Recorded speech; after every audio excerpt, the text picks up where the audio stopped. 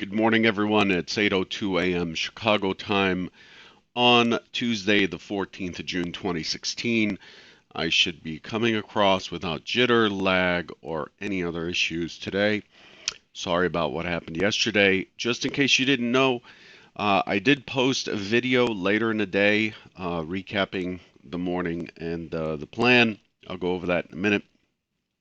For now, derivatives trading involves substantial risk of loss and is not suitable for all investors. Past performance is not indicative of future results.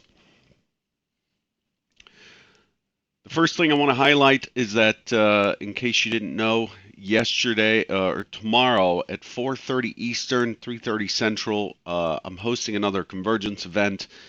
This time I got a hold of two professional fund managers who went from being traders to being auto traders. And we're going to pick their brains a little bit about how algos are created, what their process has been, and so on and so forth.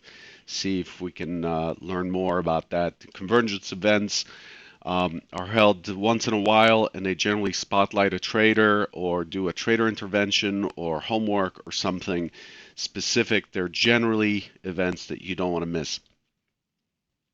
Anyway, what's driving us right now? The key element that's driving us right now is the fact that the 10-year Bund in Germany has fallen to negative territory, and that's just an indication of the unease that's going on across Europe. Remember, June 23rd is the Brexit vote, and yesterday a major source came out with a poll that said that showed that those people who are voting for an exit in this referendum um, are increasingly outnumbering those who plan to stay. So it looks like next Thursday is going to be important for European markets.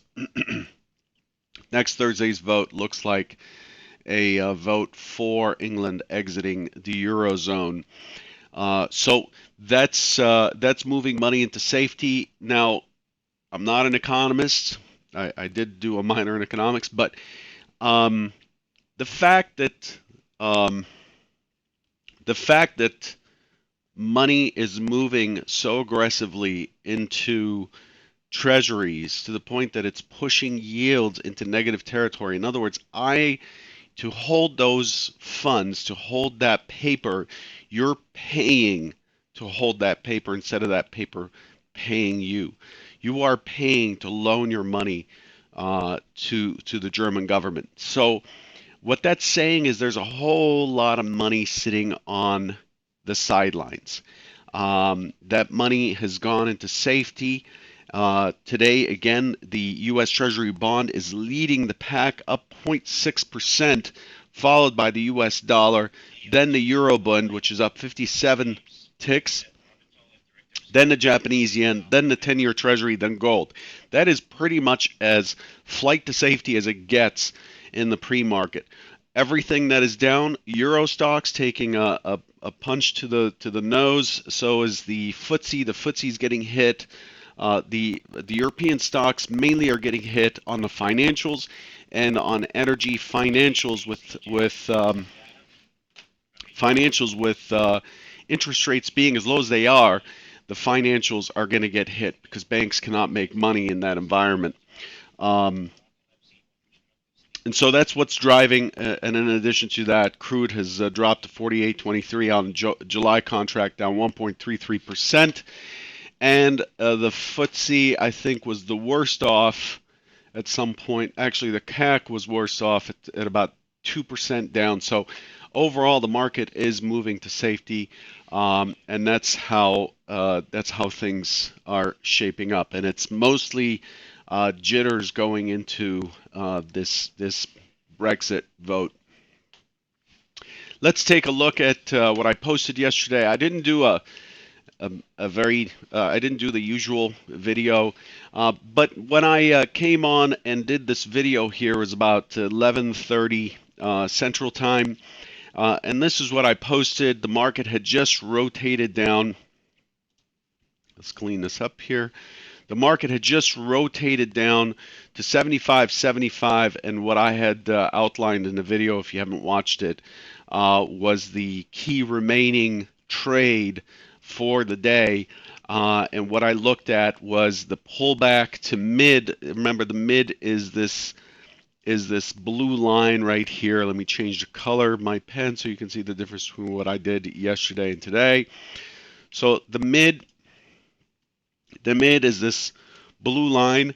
The market pushed back to the mid, and I'd said in the video yesterday that you had to really, really, really have an offer out ahead of the mid to get in on that action there.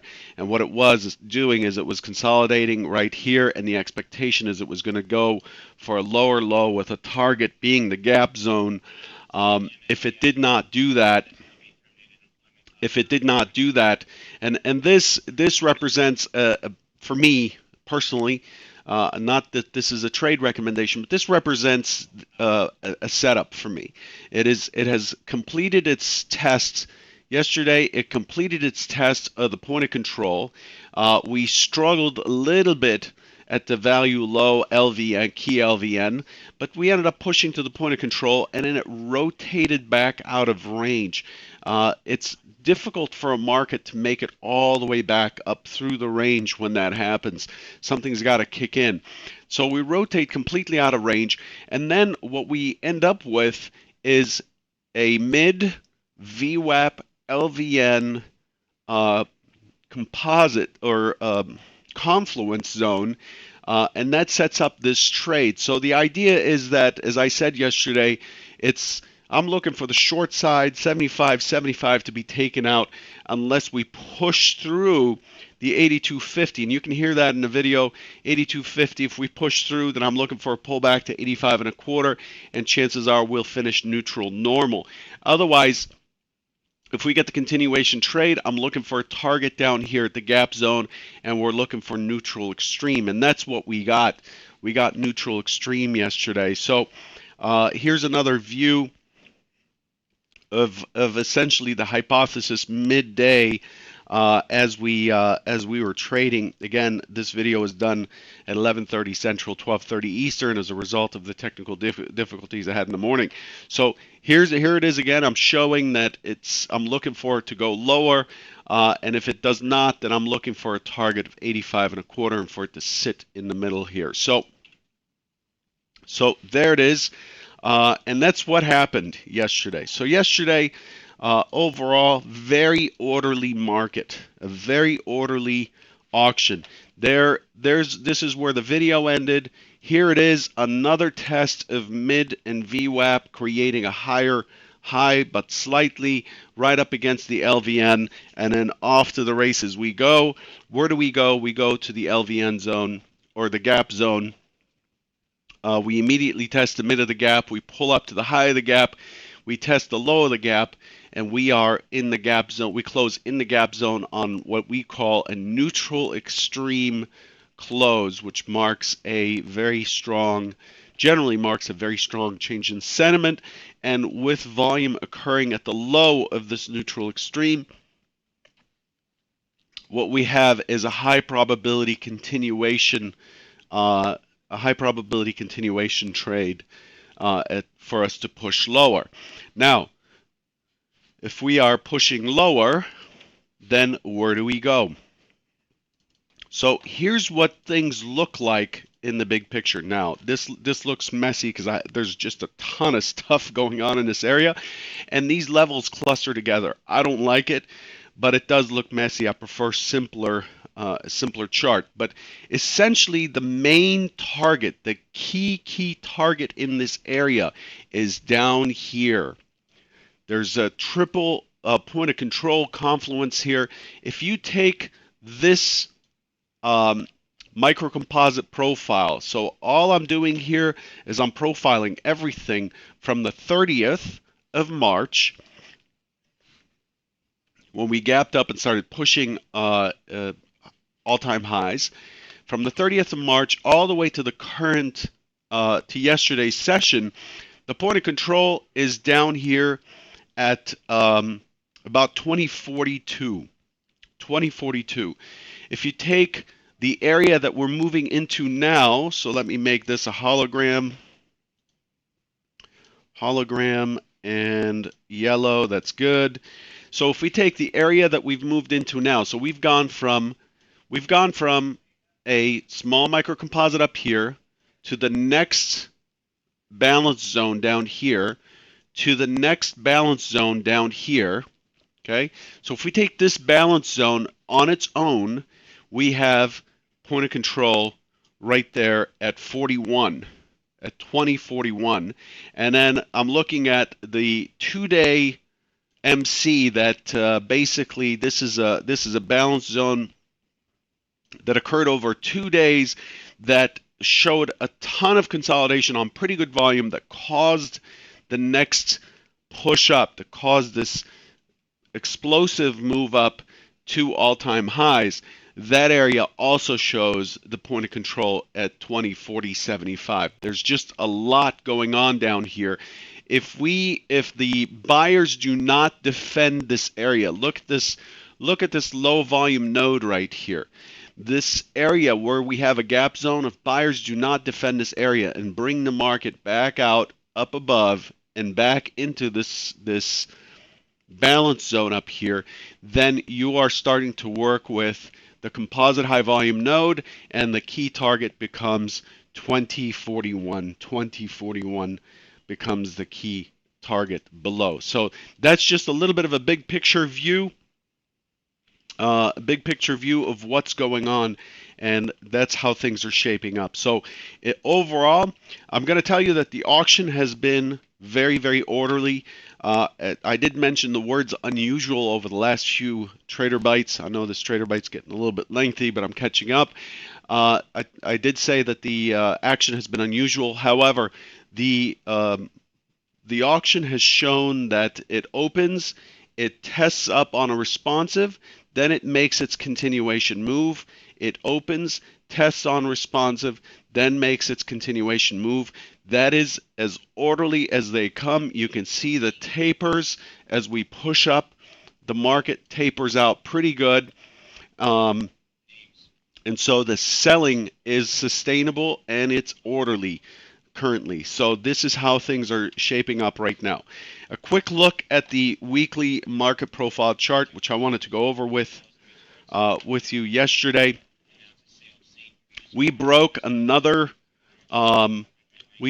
our one-time framing up. Here's a low, here's a higher low, here's a higher low, and yesterday we broke this one-time framing up, and it's likely to rotate. It's rotated down. This area up here is now likely to be resistance, so look for that. Overall, the weekly auction, weekly auction last week was very, very compressed and very difficult. So you could tell that it's just after it pushed new all-time highs, we've consolidated down into the balance zone here, and we've broken down lower with some energy. So that's where we are. The overnight session, a quick look here. This is actually a day per bar on the night session only, and the reason I was doing this, I was researching what the normal or the most common volume is in the overnight, so we can project that forward. And the most common volume overnight has been 180,000 contracts, 180,000. And my Globex session starts outside of pit hours. It starts at 4:15 Eastern and ends at 9:30 a.m. Eastern. And what we consider to be common is 180,000, and up to 380,000 contracts is considered fairly normal. Today it's at 307. It is heavier. Notice the volume in the overnight session is increasing, and so are the gaps in the range. So again, all the more reason to consider this a pretty serious or pretty sustainable move down for now. And remember, we have a lot of repairing to do when it comes to those gap zones below. So here, I want to show you again that The auction has been orderly again. You look at this day here, it goes into the prior day's range, drops, and then the day session opens, goes into the prior range, drops, and then the night session, prior range and drops, and then here we go, prior range and drops again. So that is also the overnight session. The Globex session has also been orderly, and what the Globex session tonight is saying, or in last night was saying, is we are balancing down here. We're liking these prices down near the gap zone. So we're opening in a gap this morning.